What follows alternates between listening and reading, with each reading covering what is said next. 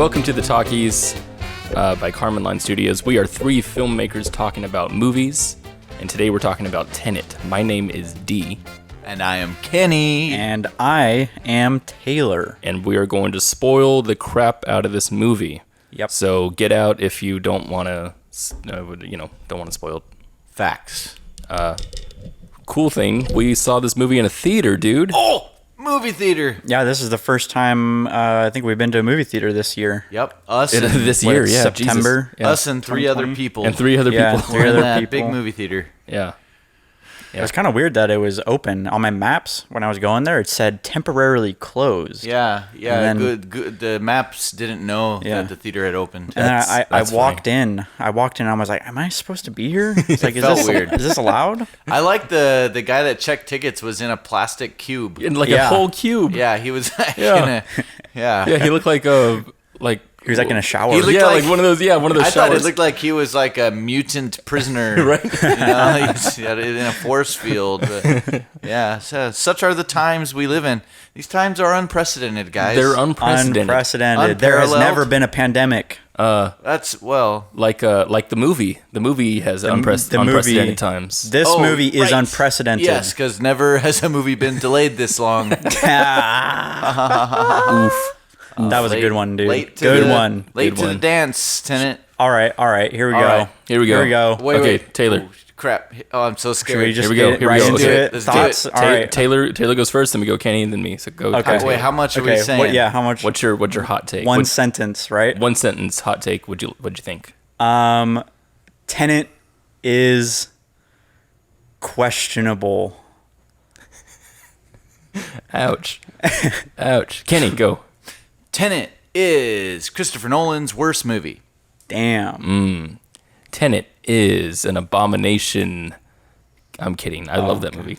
I loved it. That was great. did, really? It was a great movie. Yeah. Really? Yeah. Wow. Weird. Well, this will be odd. Very strange that you liked a stupid movie. I felt very weird about this movie. There's definitely a lot I liked about it. I liked things about it. I think I just felt kind of meh overall. I got the meh bug from this movie. Yeah. Which is really unfortunate because of even the kind of movie it is. Yeah.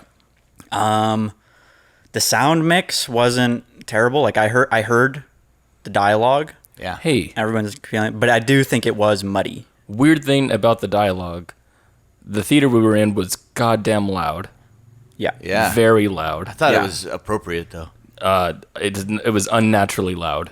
Yeah. Unnaturally. I liked feeling the shape. The seats. I Well, love they- feeling the kick drums in my There was chest. marketing about that theater has That specific one, the D-Box theater. that theater's added in. That's not D-Box though.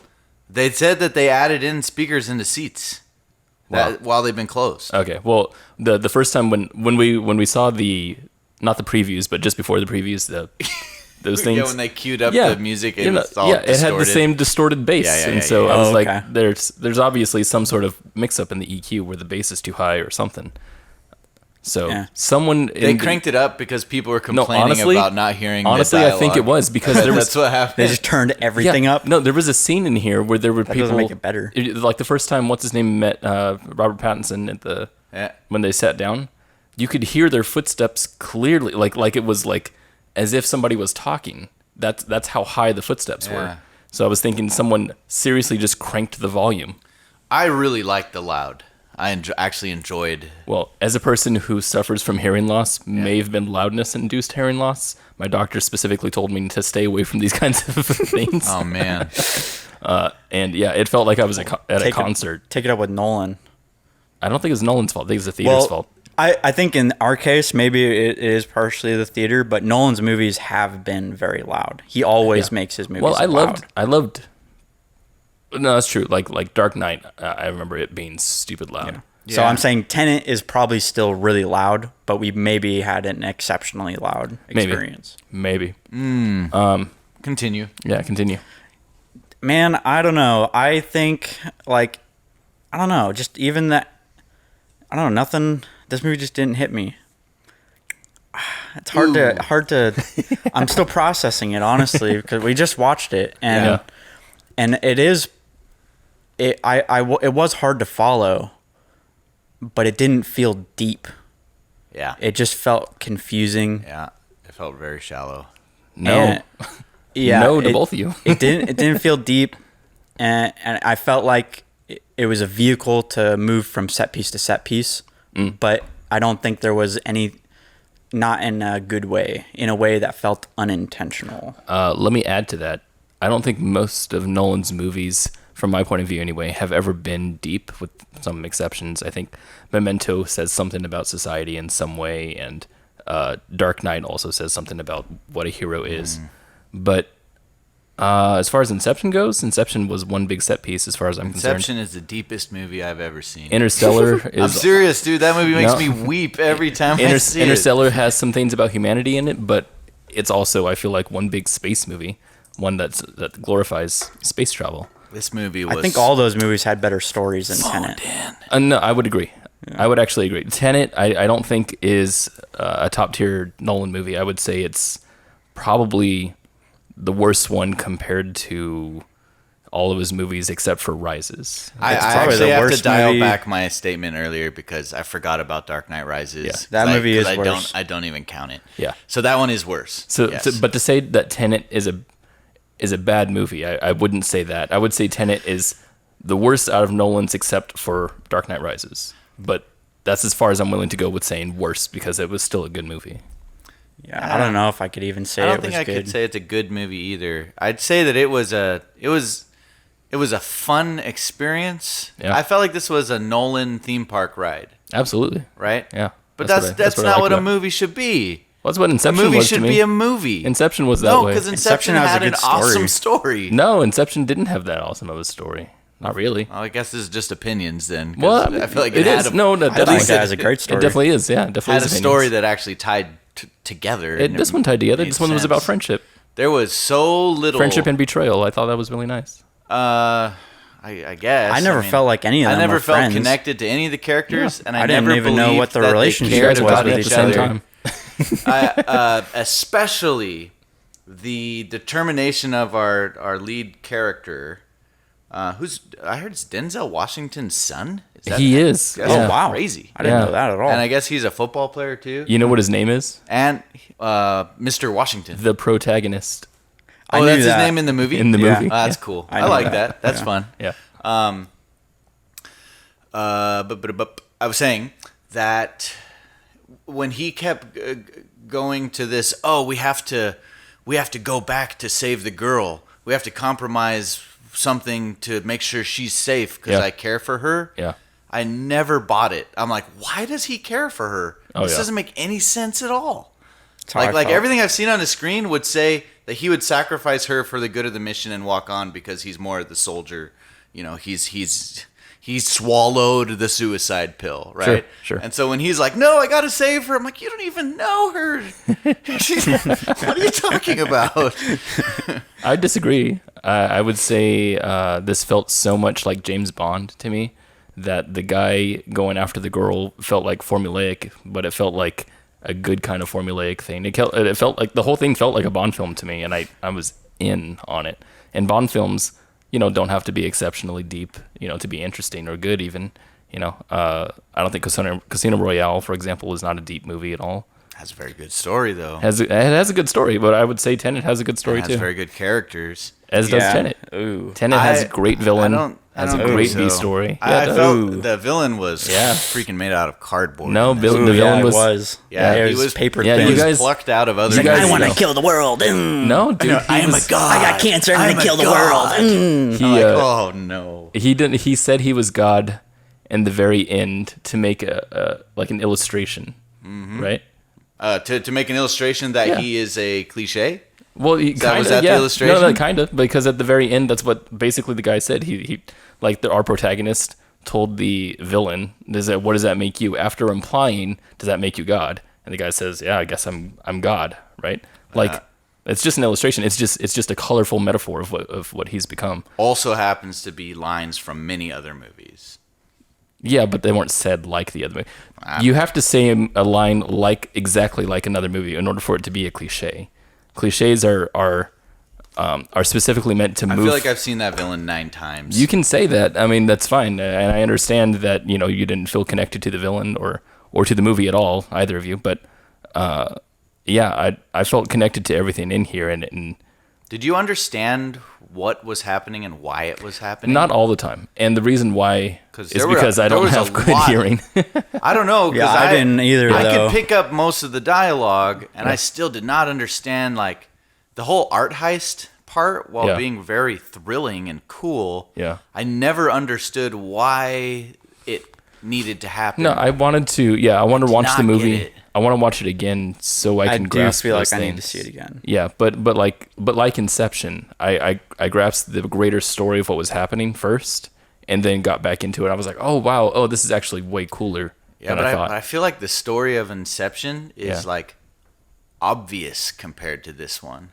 Like it doesn't even take a second viewing compared to this one. No, not to get the story, just to get the plot. Like Inception's. I know I got way more out of Inception the first time than I did this. Same. And I didn't. Yeah. I had a religious experience where I saw the face of God. I orgasmed. It was all of that. Yeah, it wasn't that way for me. No, at all. In fact, Inception was probably the most lackluster that I've had of many theater going experiences with Nolan films. So sad. No, it's fine because I gotta do that. No, because I had great experiences with his other films in theaters. Dark Knight. It's sad to me because my Inception experience is probably the greatest theater experience I've ever had. Well, Dark Knight was probably mine. That'd be my second. And well, that's what I'm saying is that we'll all have our own experiences. That's fine. I love Tenet because of the interesting ways in which it made me think. I saw Memento about a month ago just to rewatch it. And I remember watching it and thinking, man, I haven't had a movie do that stuff to my brain in a long time. Yeah. It scratched the itch of complexity. Like sometimes I just like a really complex plot. And that's what Memento was. And I liked that. Complex. I did like that of the movie. I like trying to keep track of the physics of the world, the forward, backward going on simultaneously, and trying to understand why one thing does a thing or doesn't, Yeah. That's all cool. Yeah, it's very cool. But that does not a movie make. No, I mean, you need good characters, and one could argue that you need a very good story. But even in one of my favorite movies, Interstellar, there is a part that I just absolutely don't believe, and it's, what's his name? Cooper, the main guy, Matthew McConaughey's character, his attachment to his children. I never, ever bought it. Matthew McConaughey looks like a commercial. He just looks like a car commercial to me. So every time that he cries in the movie or does anything emotional, I don't believe it for a second. I love the movie, however, and I can understand what kind of character he's trying to play, and I can understand the direction in which Nolan was trying to take the script, and I love it because of that. Same thing I would say with Tenet. I have this James Bond character that I'm following, and I'm like, hey man, I am all in on whatever cool shit you do because this is awesome. As far as, did he actually love somebody and did he actually get really involved in the emotions and stuff? I don't really care. So I want to share my expectations I had going into this film because I was very excited for this movie because of I did have a little worry in the back of my head just because I haven't loved Nolan's most recent output. But I liked the idea that Nolan was making an ode to the spy movies he loved as a kid, James Bond, namely, and that he wanted to do just a huge action, globe-trotting, epic film. So that's kind of what I wanted out of it, and I think watching the movie, I could see that they were going for that. But I don't feel like they were landing it. Like I didn't, even the action I felt like was kind of weak. What makes you think it was weak, and why didn't it land? It felt hollow. It felt like an imitation. Yeah. It didn't. It felt like almost a parody. But why would you say that? What makes something hollow to you? Well, the lack of characters doing, I don't know. The characters don't really interact in a way that makes sense to me. Like it feels like they're just saying lines at each other and not really interacting and it's like we just cut from scene to scene. We're just like, boom, two people talking. Yeah. And then all of a sudden we're in another country. Boom, same two people are talking in a different scene, like right after each other. Yeah. And it just kind of feels cobbled together, and it feels more like an emulation of those kinds of movies with a massive budget. Even like the plane crashing into the building, I thought was pretty underwhelming. I was like, that looks was going to be so much cooler. Yeah, I was like, that looks almost cheap. I felt like this had a lot of the form and not of the function of a Nolan movie. Yeah. In fact, my first impression was that this is what I'd expect to see if a very, very talented young filmmaker with a high budget went out to replicate the Nolan look and feel. Yeah. But just, it felt like the script was completely immature. I could no agree. maturity. I could agree with the first part, not with the second And part. virtually every Nolan film has some kind of mystery to unravel that keeps me engaged more than the visuals do. Yeah. And that wasn't here. That just wasn't here. That's another thing that I felt underwhelmed with was the mystery of the plot. Like the trailers build up this mystery. It's worse than World War III, and I think it's like reverse entropy and like that inversion stuff is pretty interesting, but it didn't feel like much of a reveal. I never felt like something was unfolding, something more than just like the stakes are high. You could insert anything there, and I don't think there's anything more like super unique to it. That felt like I don't know. I'm kind of doing like what's it called? Word vomit. I'm just throwing words out there right now. Ew. I'm trying to like. Oh, did I say ew? I meant. Maybe come back to me. I'll process a little more. The movie was okay. Emotions. I'd say that's the thing that both of you guys were missing from the movie was an emotional connection of some sort. Yes. Yeah. Yes. Mine was in the protagonist, literally, and the reverse entropy, because that's such an interesting thing. That was like the coolest fight scene I've ever seen. Was entropy versus anti-entropy. What do you mean the battle or the smaller fight scene? The smaller him fight on scene. himself. Yeah. So that was really cool. Yeah.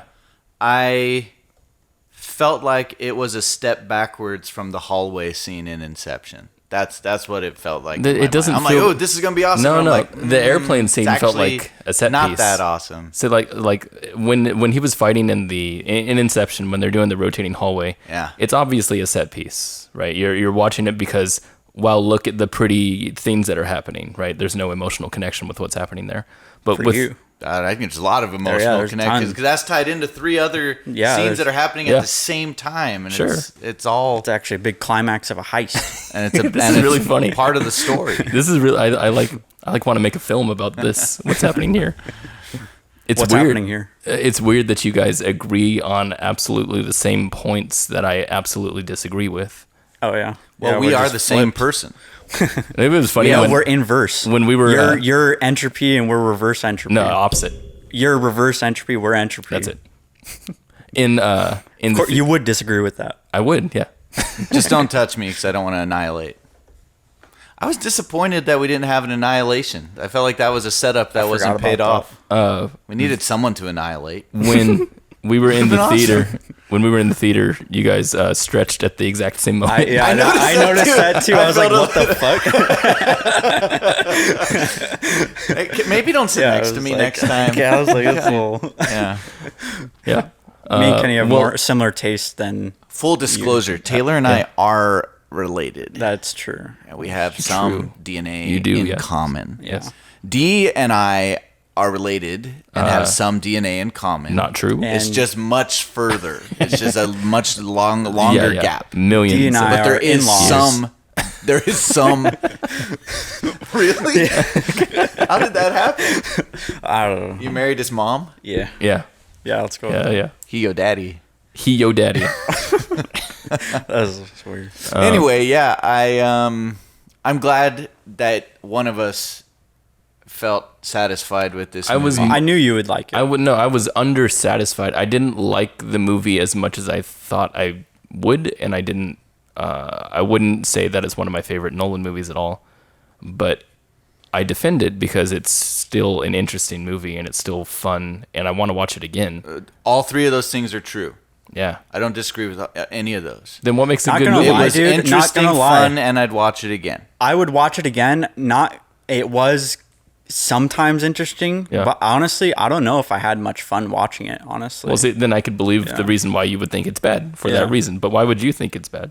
Because that's not enough to make the movie good. What is a good movie if it's not interesting, fun, and you want to watch it again? I want the emotions. Climax is good. The emotions. Yeah. You want to get involved personally. Yeah. I want a movie to suck me in. Yeah. And this did not. Yeah. Yeah, I was always in the theater. Yeah. I was never in the Yeah, movie. yeah, you were in the Still movie. felt like I wasn't either, but I feel like I'm that way with if most if movies. this were almost Me too, any other unfortunately. Nolan movie. But when a good movie comes out, it's like I'm in it. Yeah. If this were almost any other Nolan movie, I Yeah. would not have been conscious of that yawn. That yawn that I did that was in sync with, the with stretch? Taylor. No, the stretch. Wouldn't have even noticed it. You would have been like, you stretched same time as Taylor. I'd be like, I wasn't even at the theater. What are you talking about? I think there's rarely a movie that I see, and maybe it's because most of them are Nolan movies that pull me in, but there's rarely a movie that I see that I get lost in the visuals of the movie. In recent memory, Ari Aster does that, and Denis Villeneuve does that. Yeah. And most of Nolan's movies do that, but not all of them. Interstellar has a lot of parts of it that I'm out, and Inception for about the first half of it I'm out. But this is why Denis and Ari is our perfect calming ground, because the visuals are just completely immersive, and the storytelling and characters pull you in. Well, Yeah. it's because all of us have a cross section in what we consider. That gets all of our sweet That is the spots. cross Yeah, section. our strong emotions Yeah. part. Yeah. Whereas, like when we watched and talked about The Lighthouse? Marriage Story, Or Marriage right? Story. Remember Marriage Yeah, it Story? has no visuals. We really dug Marriage Story Yeah. and got a lot of emotional pull out of it. Yeah. I got lost into that movie. Yeah, I did Yeah. too. And it was just people talking. Well, yeah, but I would say the Marriage Story is a better story in my head. It's a better movie than The Lighthouse. The Lighthouse was visually striking. It was a really interesting looking movie, but it did not pull me in whatsoever. I was not emotionally involved almost at all with Lighthouse, except for what's his name's character, Defoe, just because I've never seen him in that role before. That was watch amazing. The Lighthouse again. Same. I love But that movie. Pattinson was retarded to me, and the plot was stupid to me. So That movie almost it made my heart race. yeah, Climax did that to me. Oh yeah, that Yeah. one too. That movie blows my mind every time. Yeah, Climax had a strong hold on me, but Best only. title reveal of all time. Dude. No, I'd say Void has the best title reveal of all time. Void has an amazing one too. Oh no, Invisible Man. Invisible Man has the best Yeah. title. Oh yeah, that I actually 'Cause do it was, dig like, that. invisible, Yeah, I'm But in, then dude. the water went on it and you could see it. Yeah, man, it was that was fucking high cool, concept, dude. That's high concept. Oh, Leave it to Blumhouse. Leave it to Blumhouse. They'll blow your mind every time. Those guys, wow. Yeah. Nolan should take a lesson from them. yeah, maybe. I was saying I would love to see Okay, a lower so- budget Nolan film. Nolan's over then, right? We agree. No. He's done. No, Well, I'm more skeptical of him nowadays than I'm than I ever definitely have more been. skeptical. Yeah. I was Yeah. like, okay, I'll tell you my experience literally. By the way, in the first Oh. half of the movie, I was out. I discounted the movie. I was like, this is bad. This Oh, is just- really? yeah, this is just bad. And then when the inversion started to actually loop over to start Yeah. connecting to pieces that were in the Yeah. beginning, I was like, oh shit, I wonder if they're going to turn it around so that the entire inversion process that we've been seeing actually connects back to the beginning of the story, and it does. Yeah. And I thought that was amazing, and that blew my mind. So I was after that, then I was like, okay, I got to watch the movie again, and I got to see all Don't the you things. think that was and that at all a bit on the nose? I mean, if like, that's on the as nose, soon then as- Memento's on the nose. Well, Memento was very. I feel like if Memento came out now, Yeah. that it would not make the splash that it made then.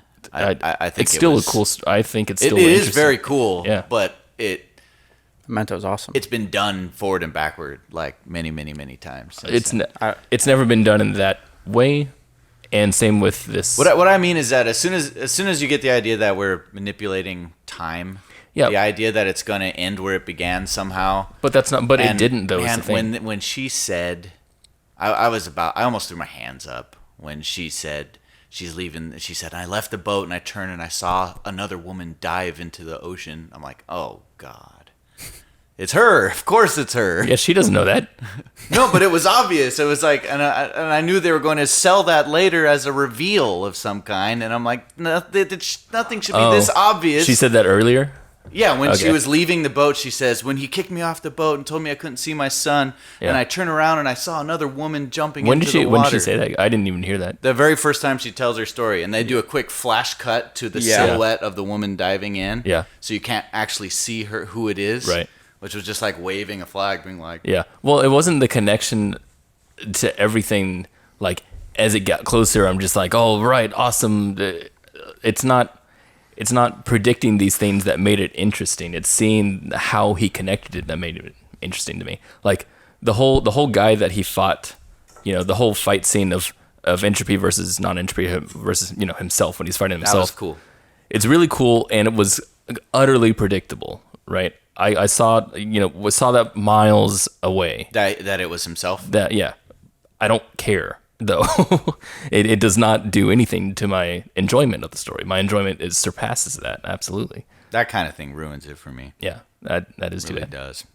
Yeah. Speaking of things that ruined and then were also awesome, the soundtrack was weird and amazing. I loved it. I love the use of backward stuff, although I think it might have been a little overdone. It felt like an emulation of Hans Zimmer. That's true. It felt like somebody was trying to be him. Yeah, because he's under pressure. It's like, oh, well, it's a Nolan movie. That's what it felt like. People are going to compare me to Inception, so I got to go blam. Even the freeway scene had music that sounded like what was the song that Inception is like super famous for?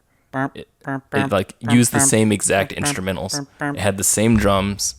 It had the same even flow. Mombasa. Mombasa. That song, yeah. It was Mombasa except slower.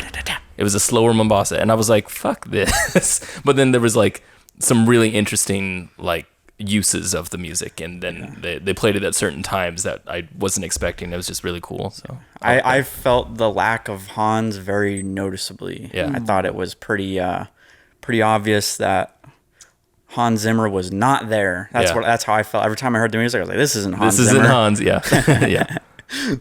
That's not good. Yeah.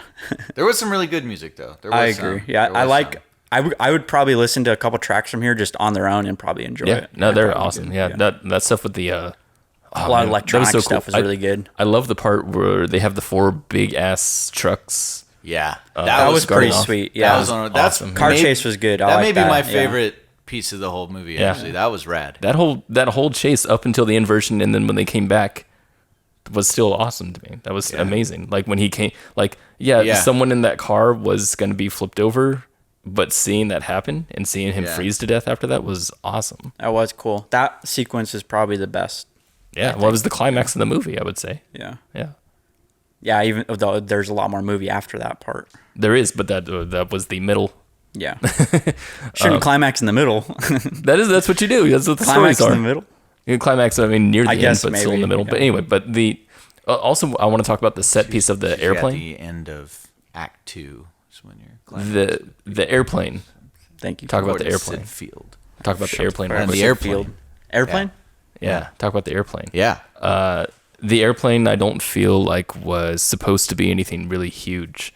Well, it was shot like it was supposed to be huge. No, they covered it from a ton of angles because I'm sure they couldn't have done it any other way. Oh yeah, there's if you're gonna crash an airplane, you better cover it. That's true. That's true. So, and if you gotta have all that really good footage, I mean, you're gonna use some of it, and so it was well done. I don't think it was meant to be the part where someone goes, "Holy shit, he crashed a fucking airplane! That's amazing." I think it's just a. Well, I think they were thinking that. No, I think he was having fun. that. No, the trailer was, but Nolan didn't make the trailer. I mean, it felt like the movie wanted you to think that. No, okay. See, this is what I'm talking about. You're gonna crash a plane into a building? Are you crazy? Not in the air. This is what I'm talking about. You don't think that dialogue suggests that they want that to be a big thing? I mean, the way they shot it and the way the music is playing, it sounds like it's meant to be. Well, I mean, it's extremely epic. It's a point in the story where it felt kind of like. It looked staged. It was staged. It was, I know, but you shouldn't know that in a movie. I don't know. The whole thing on a runway, it looked fine to me. I don't know. It didn't look bad. It didn't look bad. It looked staged. I will say this much, right? Okay, phony. So the truck flipping over scene in Dark Knight was incredible. Yeah. But it was because it was unexpected, and I don't think anybody that looked staged too. Like had someone told me, hey, there's going to be a truck that flips over in the movie. You better look out for it. Wow, it's going to be crazy. No one's ever done this before. I'll probably look out for it and then see it and be like, okay, well, that was a shot. Interesting. But because I'm looking forward to it, because it's shaping my expectations, you know.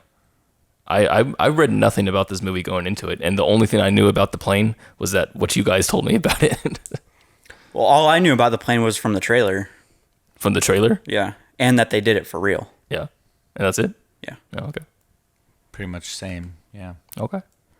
And one of the trailers for Dark Knight shows the truck flipping. I didn't see it. Yeah, just saying. and it's still way more awesome. No, it is awesome. Yeah, and contextually way cooler too. Well, besides the point though. Yeah. I want to say that Christopher Nolan, he needs some help with some pyrotechnics, because I can think of multiple examples in his movies from Dark Knight up to this one, excluding Dunkirk, because he nails it in Dunkirk pyrotechnically, where his explosions are like kind of fucked up. Like there's a scene in Inception when they're in the snow, and I think Tom Hardy blows up one of those trucks, and the fireball. This is what happens. He throws the thing in, the fireball goes over the truck, and then the whole truck just jumps up and lifts over like a whole. I remember seeing that. Yeah, that was way weird. Delayed. Yeah, the same thing happens in Dark Knight. Dark Knight, there's the same exact thing when that attorney or the judge or something gets the envelope and the car blows up. Same thing. Fireball, then the car jumps up and flips over. And then in this movie we got a weird. I guess maybe not. Maybe the plane is what feels like the explosion that feels kind of fake to me. Even though he did it for real? I know. Well, he did those other things for real too, but they were just kind of fucked up. Well, I mean, if he flips over the car, that's not real. And the explosion was real, but the car flipping from the explosion's not. So yeah, well, so what part of the plane was the fake part? I mean, it all looked hollow. It didn't look like. Well, it looked like the structure out. they crashed into. The structure they crashed into looked hollowed out. Yeah, it looks ready to be destroyed. I can't. I'm sorry to keep coming back to this analogy, but theme park, like a ride, special effects, reminded me of that crash. It's something you'd see on a Universal Studios ride. Yeah, I can see that. Like, and if you turned around, you'd see the plane back up again to reset for it to happen again. I could see that. That's what it felt like. I could see that. The first half of the movie, the characters I felt like were meh, and I couldn't really get involved because there was nothing that was gripping me. And for me, for a movie, for me to get like super into it, it's got to be one thing or another that's gripping me, whether it's the concept or the characters or the action or whatever. And in this part, it was, I believe, the concept that really got me, and then the character slowly came in, and then the plot slowly came in, and then the theme. It's like everything kind of came in after I got really in on the inversion process. But that only happened after that half of the movie, like after the car chase is when it started getting into it. And I was like, oh wow, the inversion is like a thing like that they're using as themselves. And then when they had the red and blue rooms and they came out of the blue room with the mask going backwards in time, like that was insane. Awesome. Yeah. That was cool. Completely insane. Yeah. So I was just like, I like a lot of those things, and I can't say it's a bad movie because it's not. In your opinion. Correct. Thank you. You're welcome. In my opinion, it was not a bad movie. I've experienced a lot of movies with that are filled with things that I think are cool that I would still call bad movies. Like what? You're super low. Are you just tired? Me? No, we turned me low. Do it again. Hi, Kenny here talking again. Okay, go ahead. All right. I was just saying that a movie can be chock full of cool things and still not be a good movie. For example, Alien Covenant was like that. I could agree with that. Alien Covenant had lots of cool things, but wasn't a great movie. Yeah, I can definitely agree there. And I also don't, I think, and this is just a me thing, but... Or Interstellar or Inception. Like you, I can be grabbed by an aspect of a movie, right?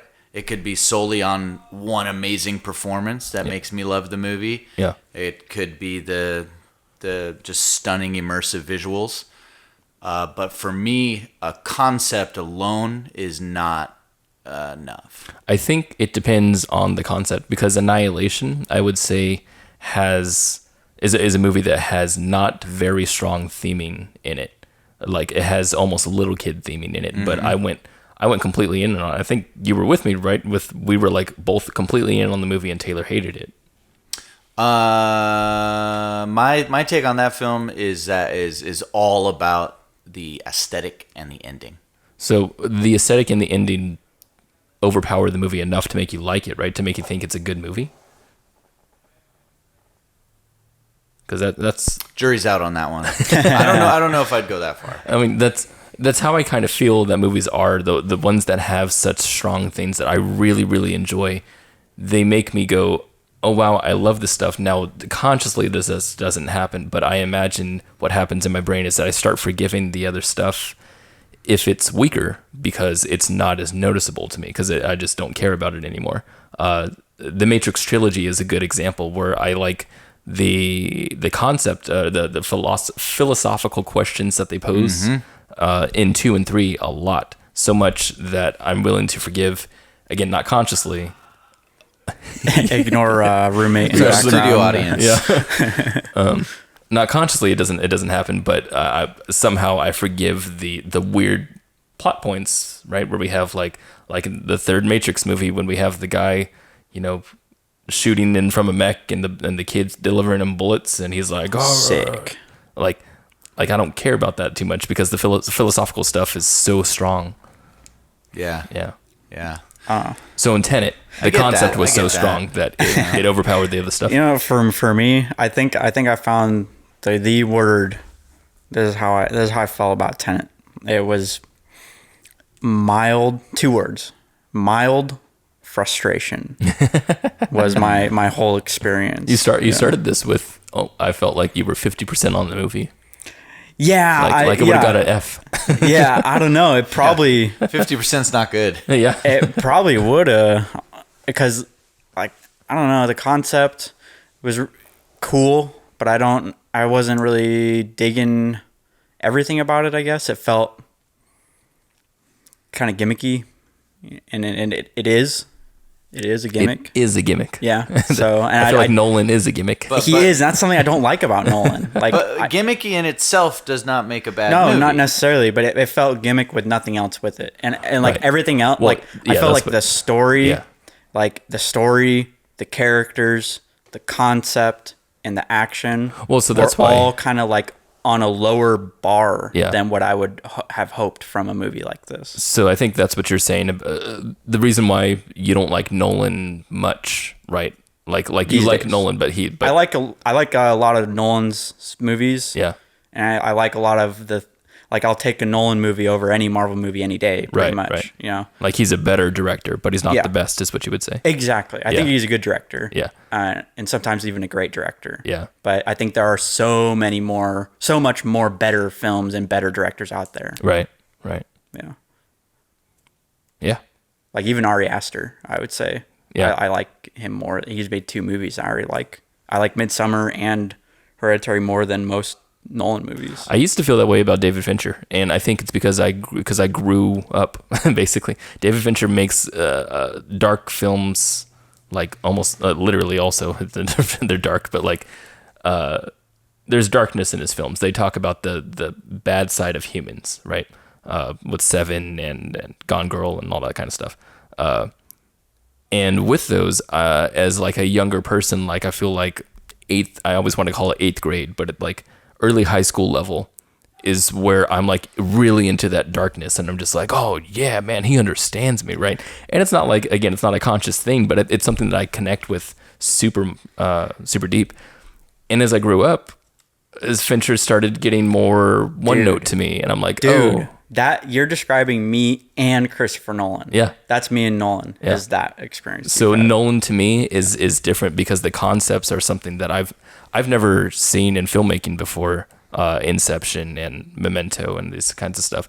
I haven't seen it at least done to the extent that he does it. Like I don't see really big directors with massive budgets go all in on time travel, right? On not time travel, but inversion and reverse entropy and this kind of weird stuff. So I like going in all in with it. Same with Kenny's enjoyment of the Jurassic Park aesthetic, the whole world, the universe of Jurassic Park, right? And Stephen King stuff. It's like your jam, and like conceptually, Nolan is my jam. Yeah. Hell yeah. I'll go. My relationship to Nolan. Yeah. Do it, man. I adore him as a visionary and a director up until I think Inception was his peak. I think that he was more or less creatively, like I feel like he's made his imprint as someone being an outlier filmmaker. With the exception, then after that, he decided to make something that's completely different from anything he'd ever done before with Dunkirk. Yeah. I wanted to go down that route. That was that was really neat to see him sort of stretch and go a different way. Whereas this really felt like, oh, I'm still the old Nolan, but it just did not have. Felt like a regression to you. The substance. This feels pre-Inception to me. Yeah. Like it feels like he came up with this idea, and then made Inception later. Like that's what it feels like. This should have been released before Inception. Yeah, I make this point about some of the Coen brother films. Yeah. I think specifically Burn After Reading. Burn After Reading is a cool movie, and it's totally a Coen brother film. It has the Coen brother vibe. Yeah. But if you've seen Fargo, you've seen Burn After Reading. Like it's the same kind of movie. And Fargo's done so much better. Way better, yeah. That Burn After Reading is just kind of like the Little League version of essentially the same movie. I could see that. And I kind of feel that way about Tenet compared to some of the earlier work, especially Inception. I could definitely see that. I feel like Tenet is like I said, the median between Memento and Inception. Like as if he was trying to get crazy but couldn't go all the way. Yeah. Yeah, that's what it feels like to me. Yeah, it's almost like he's like scraping the barrel a little bit. A little bit, yeah.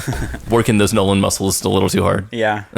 Maybe he needs his brother Jonathan to come back in and help him with screenplays. Jonathan HBO, man. Yeah, but I don't want to go there because I mean, we've talked about how Westworld's writing gets all kind of problematic. Yeah.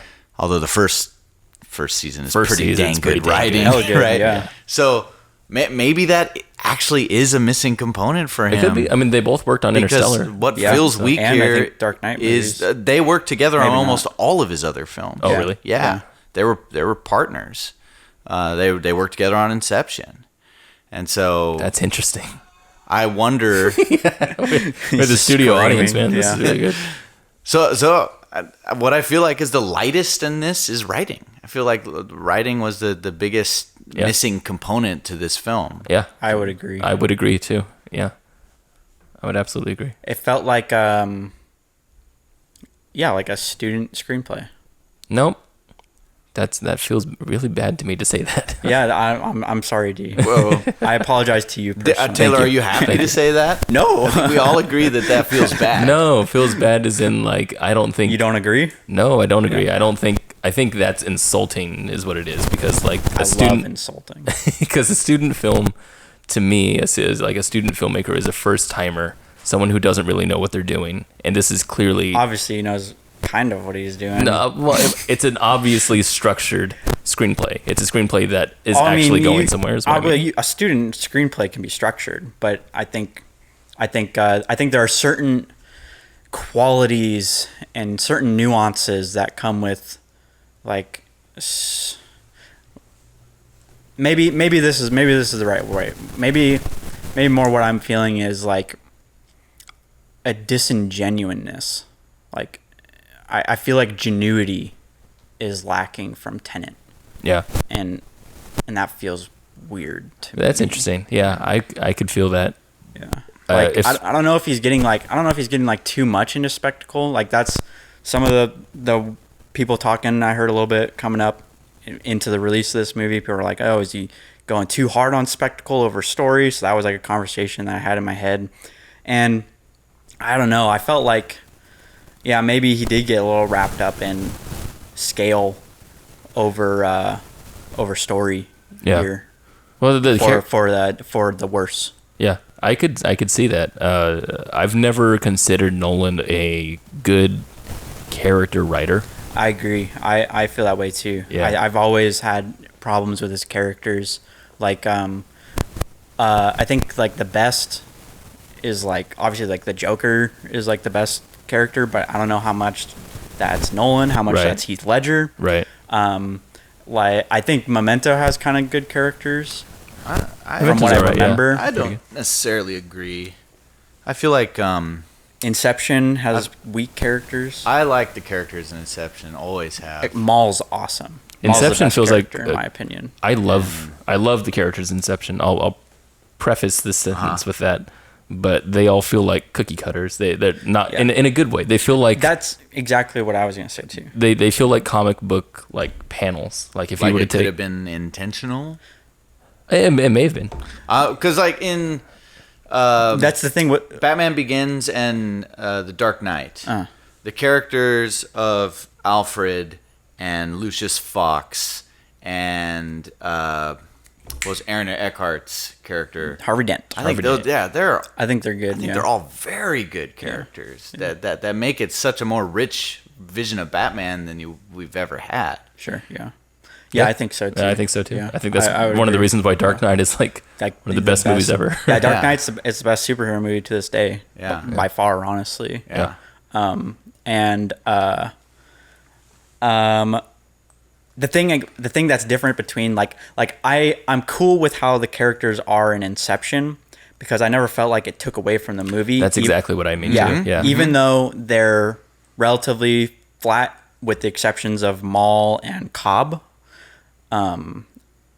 I feel like they're all in service of the story and they don't detract. In Tenet, I feel like they're he detracting. tried to do the same thing with this, you know what? And it just didn't work. I think I agree with that. Yeah. Because the villain in here felt really good to me, as in it's a good Bond villain or a good Batman villain, and what I mean by that is two-dimensional, but in a good way. I feel like it was just a good two-dimensional villain, someone who just had one thing to do, and although he had, because I feel like you could read into his character like I did, talking about his metaphors and stuff and whatever.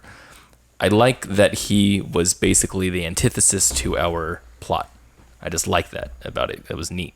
But the girl, even the main character and his friend, did feel like they were trying to be 2D characters, but weren't quite good, good 2D. Yeah, it felt like they were failing. It felt like the movie demanded character development and didn't give it.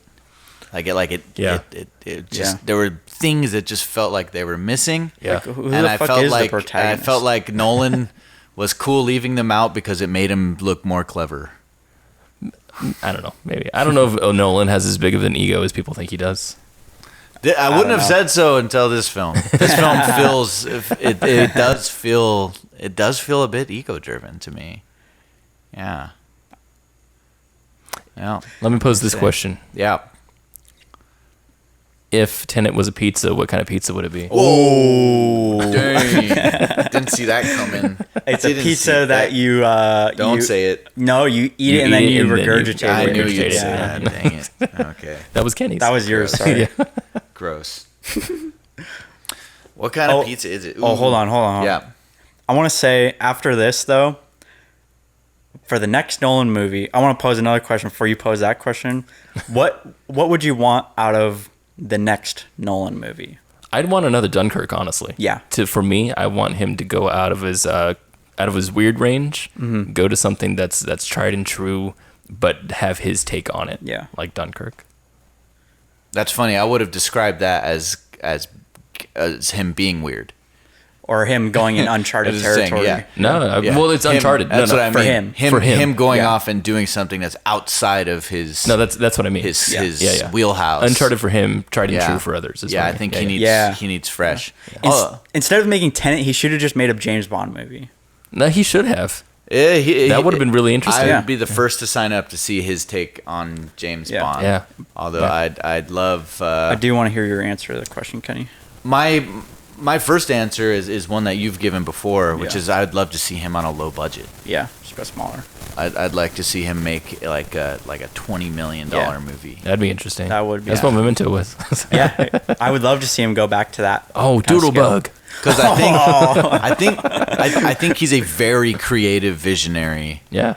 And sometimes the Doodlebug feature. Just having the freedom. I know what we can do. What? We can say what you're gonna say is we'll call it the Doodlebug. We'll call it Nolan's Doodlebug is showing a little bit.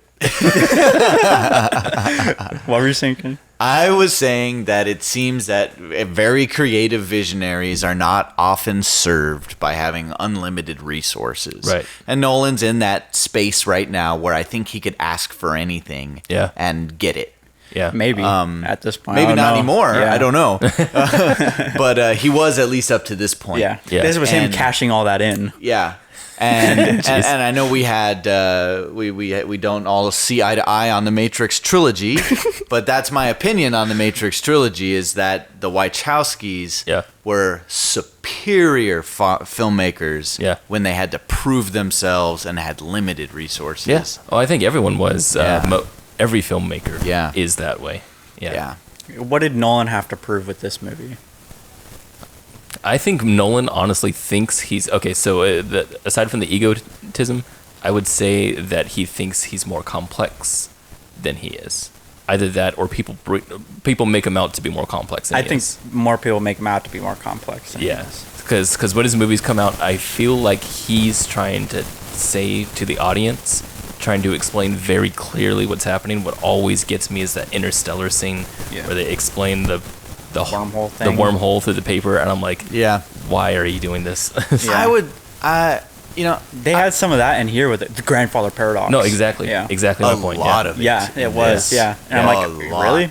I'm like, you're really going to they had the Robert Pattinson and who's the main guy? John David protagonist. Washington or whatever. The protagonist, they were having that conversation and like they were getting like a little heady, like the grandfather paradox. They had maybe 3 lines back and forth, and then Robert Pattinson's like, "Oh, making your head hurt already? Oh, we'll go get some sleep." And they had these are things people say at the bar, right? Yeah, right. I'm like, this is like, are you? Yeah, like we're not that. And so and so it's at that the kind of same stuff. time, like I felt like this movie was on both ends of the spectrum in a cardinal sin, right? One is the over-explaining of the things that they want the audience to know, right? Yeah. But then the other side is becoming a proficient expert in this new wisdom seemingly instantly.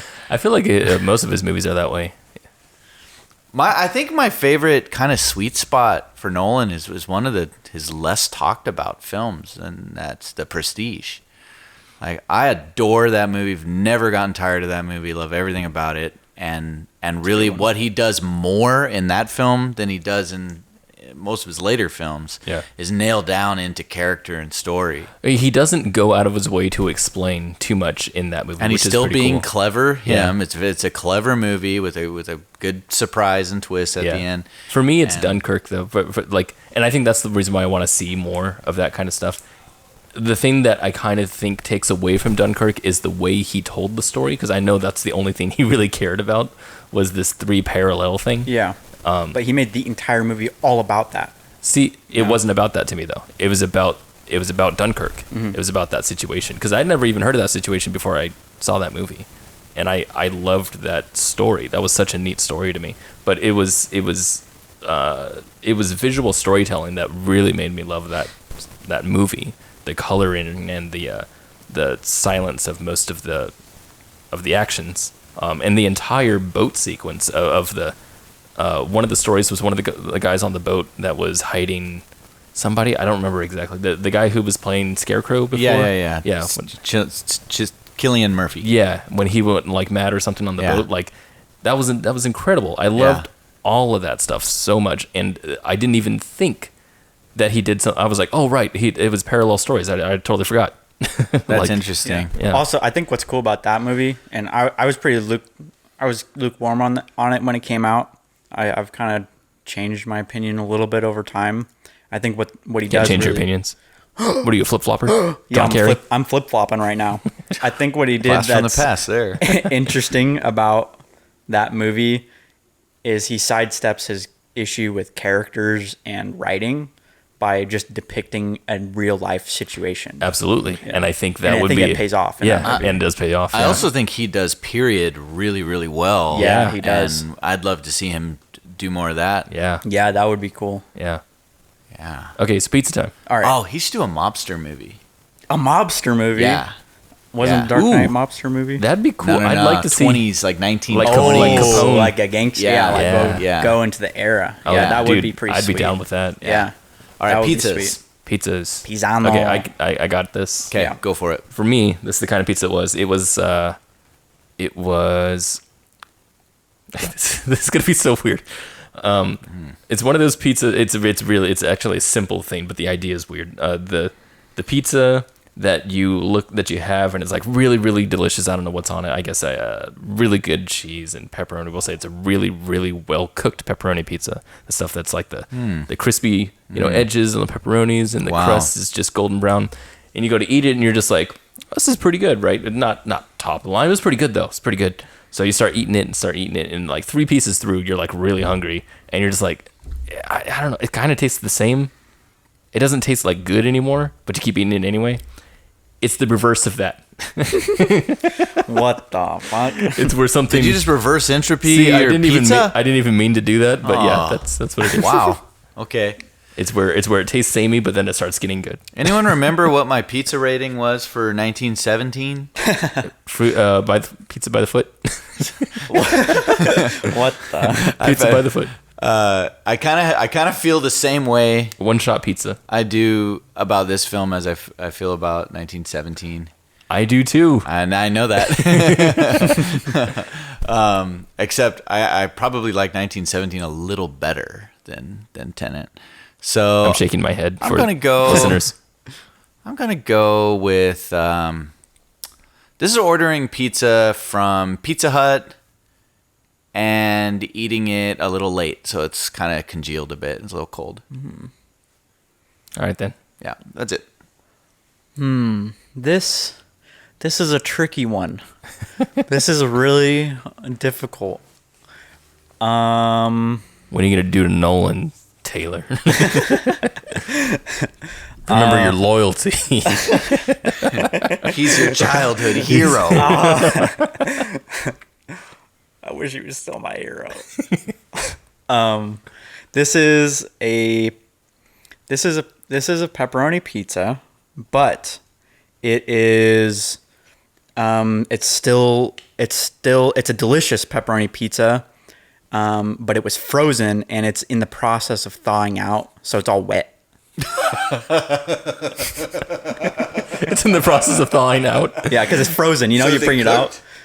Yeah, it's a pre-cooked pizza. Oh, pre-cooked. but then Frozen. But instead of actually heating Yeah, it, it's just been like been warming. defrosting. Yeah, it's defrosting. You know? That's great. Yeah, Ooh. that's what Great. Tenet was for me. Wow. Okay. Half baked pizza. Yeah, But you see the potential. absolutely. Like it is a delicious pizza, Yeah. but it's just Man, not right I just now. wish you just would have spent more time on Would have been it. nice if you baked it. We'd have a pizza here. We'd have a good pizza. That's amazing. Wow. And maybe like I've had that pizza before, and I put it in the oven and cook it. And it's good. Neat. Inception. nice. Well, you heard it here Inception. first, folks. Yeah, here first.